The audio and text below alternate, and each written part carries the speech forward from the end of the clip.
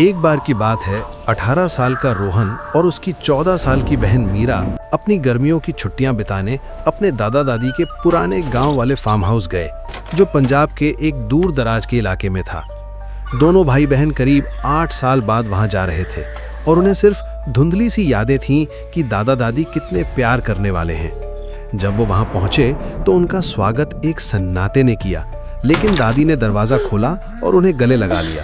हालांकि उनकी पकड़ बहुत ठंडी और सख्त थी। घर बहुत पुराना था, दीवारों से पेंट उखड़ रहा था और हर कमरे से ऐसी महक आ रही थी जैसे कोई चीज सड़ी हुई हो।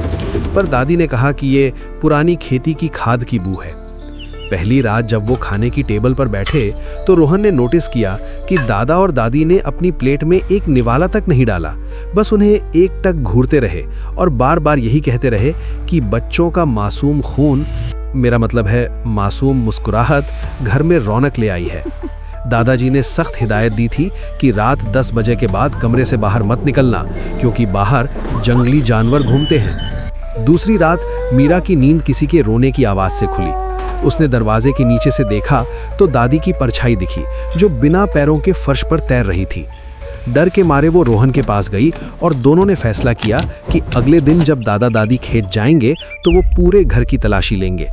दोपहर को जब घर खाली था, उन्हें स्टोर रूम में एक पुराना संदूक मिला, जिसमें उनके दादा दादी की असली तस्वीरें थीं, पर उनके पीछे मौत की तारीख 3 साल पुरानी लिखी थी। उनका दिमाग सुन्न हो गया। अगर असली दादा दादी मर चुके हैं तो ये कौन है? तभी उन्हें ऊपर वाले बंद कमरे से वही सड़ी हुई बदबू आई। रोहन ने हिम्मत करके ताला तोड़ा और अंदर का नज़ारा देखकर उनकी रूह कांप गई। वहां असली दादा दादी की लाशें नमक में दबी हुई थीं ताकि वो पूरी तरह न सड़े, और उनकी खाल उतारी गई थी। तभी पीछे से दरवाज़ा बंद हुआ और दादी की आवाज़ आई, पर इस बार वो आवाज़ भारी और डरावनी थी। उसने कहा, हमने तुम्हारे दादा दादी का शरीर पहना था क्योंकि वो पुराने हो गए थे, अब हमें नए और जवान शरीर चाहिए। रोहन और मीरा ने देखा कि उनके सामने खड़ी दादी का चेहरा धीरे धीरे पिघल रहा था और उसके नीचे से एक काला साया निकल रहा था। दोनों ने खिड़की से कूदने की कोशिश की, पर बाहर खेत में सारे पेड़ अचानक चलने लगे और उन्हें घेर लिया। उन्हें समझ आया कि ये पूरा गांव ही एक श्रापित जगह है, जहां भटकती आत्माएं मुसाफिरों का इंतजार करती हैं ताकि उनके जिस्म छीन सकें। रोहन ने दादी के कमरे में रखा एक पुराना चिराग उठाया और उसे दीवार पर मार दिया, जिससे पुरानी लकड़ी के घर में आग लग गई। आग की लपटों में वो आत्माएं चीखने लगीं, क्योंकि वो रोशनी बर्दाश्त नहीं कर सकती थीं।